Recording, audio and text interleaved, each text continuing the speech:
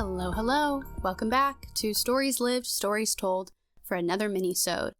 I am Abbie, your fellow traveler into the world of CMM. Now, obviously, I am familiar enough and passionate enough about CMM to create this podcast, but I found that in my conversations that I've had in developing this podcast and collaborating with the CMM Institute and learning more about the community that surrounds this theory, I realized that there is still much to learn.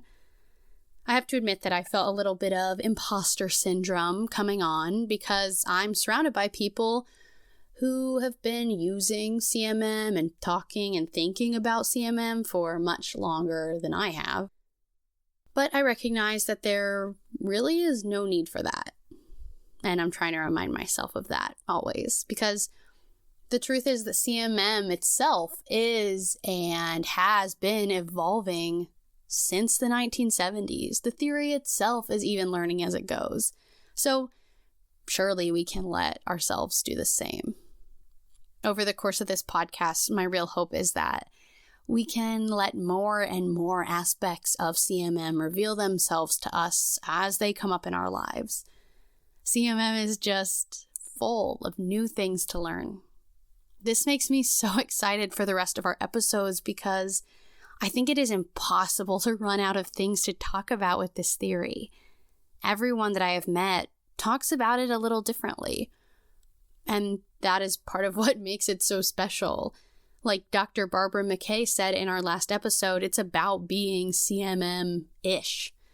There's not a strict one-dimensional understanding or application of the theory, which we shouldn't take for granted because there are theories like that are rigid and unchanging. And of course, those have their place in academia or wherever.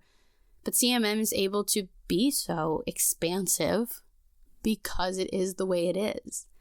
Everybody talks about CMM differently, not because the theory itself is vastly different or unrecognizable, but because the context of people's lives that the theory enters into is so vastly different. And that's what we're going to really talk about today is this context. It's why we can hear about Dr. McKay using CMM in her therapy practice, but also explore all these other fields where CMM is being used in countless creative ways. Today in this mini-sode, we are going to continue talking about the 4 models that are used in CMM. Last time we talked about the loop model, right? So stories lived, unknown stories, untold stories, unheard stories, untellable stories, storytelling, and stories told. That model really gets at the complexity of our stories and encourages us not to take them at face value, but to ask questions and dig deeper to see what exists beyond the stories that we tell. This model started in CMM as something much simpler. Really, it was just about acknowledging the tension between the two ends of the spectrum, right? Stories lived and stories told, and that tension that existed there, which of course is true.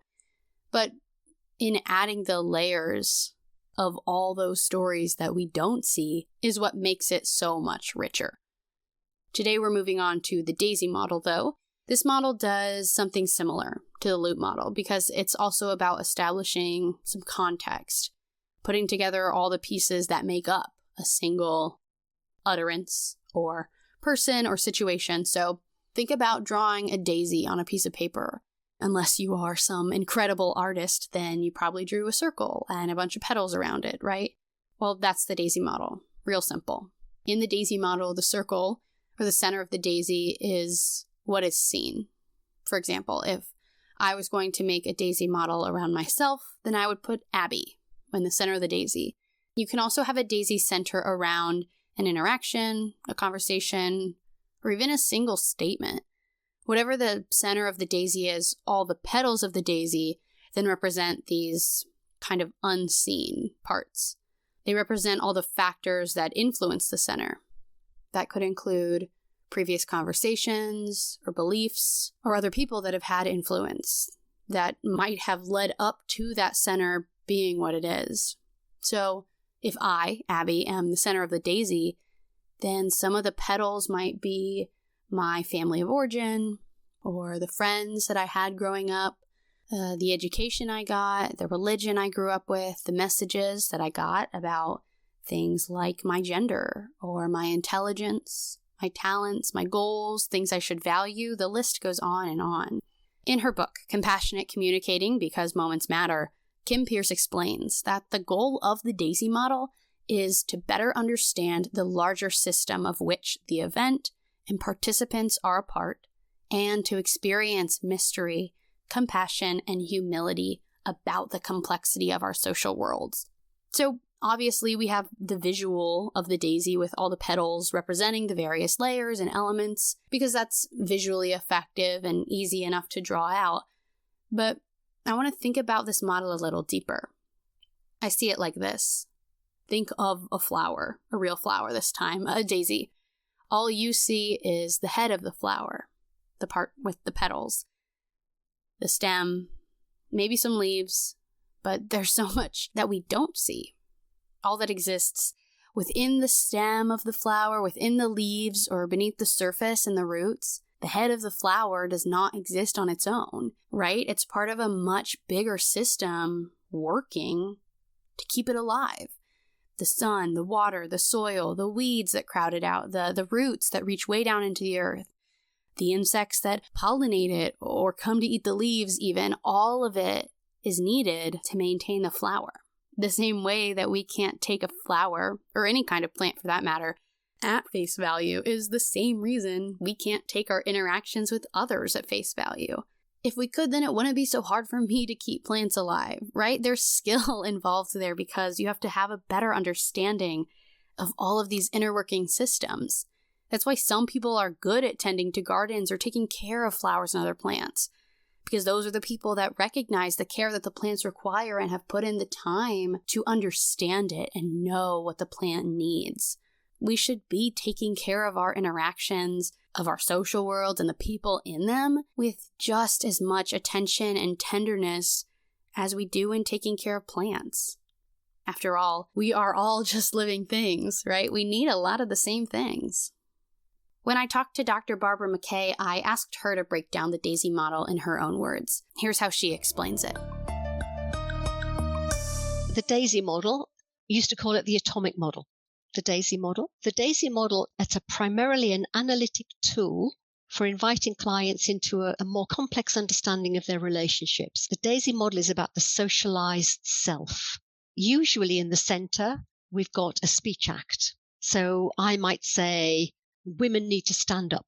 That could be my speech act. And then each of the petals in the DAISY model tries to show an influential voice that puts me in a position where I make that speech act. In my instance, it would be something like one petal would definitely be the women in my family that didn't have a voice. So my speech act is influenced by that. Another one would be the men in my family who didn't think women's voices were very important. Another one would be the working class community that was built on very traditional lines. Another one would be the fact that I only had female cousins and there were no boys around, so we had to stand up. Another one would be maybe my educational experiences, where I could see, certainly at university, the male tutors privileging male voices. Another one could be the discourses of gender that have changed over time, but still are unequal. So all of those ideas would be in my petals. Another one could be friends. What do my female friends think? And so all of those voices that I have available to me, my internal community of voices, put me in a position where I make this speech act. So that's one way of thinking of the DAISY model. The thing that I like to add on to the DAISY model is when I make my speech act, I have an audience in mind. So it might not be for the people in front of me. It could be for people who are not there, but I'm standing up for or speaking on their behalf. Mm-hmm. So I'm metaphorically on my soapbox, and I'm shouting for all women who have never had the courage to shout for themselves. I don't know any of them, but I'm doing it. So my audience is all women. Or my audience could be my husband or my son, who I want to make sure are sensitive about gender in their own families. They might actually be in the room. But some of the audiences are not in the room. Some of them are not even around anymore. All of the women in my families, I want them to know I'm doing this too. So the DAISY model is about the socialized self. It helps us to understand our moral obligations in relation to our speech acts, and it helps us to identify the potential audiences for our speech acts and the level of emotion that we bring with them. Dr. McKay gets at something really important here. The DAISY model is a great tool because we can use it in places like therapy, but also in our own lives, as she described with the example centered around herself. What the DAISY model can do when we apply it, even in passing to our everyday interactions, is to make those interactions richer by giving more context to the people in front of us and coloring in a picture that maybe used to be more black and white. We can apply the DAISY model to ourselves and understand ourselves better, but we can also apply it to other people, right? Fill in the petals that we know, and like Kim said, leave room for the mystery and humility of recognizing that there are also petals that we don't know affecting our conversation partners. The best thing that we can do for ourselves and our social worlds is to keep looking through the lens of the DAISY model. Keep it as a tool in our back pocket, right? When a conversation isn't going the way you expected, step back, pull out your DAISY model, and try to fill in the gaps. Metaphorically, of course. I mean, unless you really want to carry a DAISY model around with you, which, hey, I won't stop you. Again, this model isn't just an academic tool to explain the theory. It has real practical uses in our lives. Like we did with the loop model, spend some time this week, sit down, draw out a DAISY model for something in your life.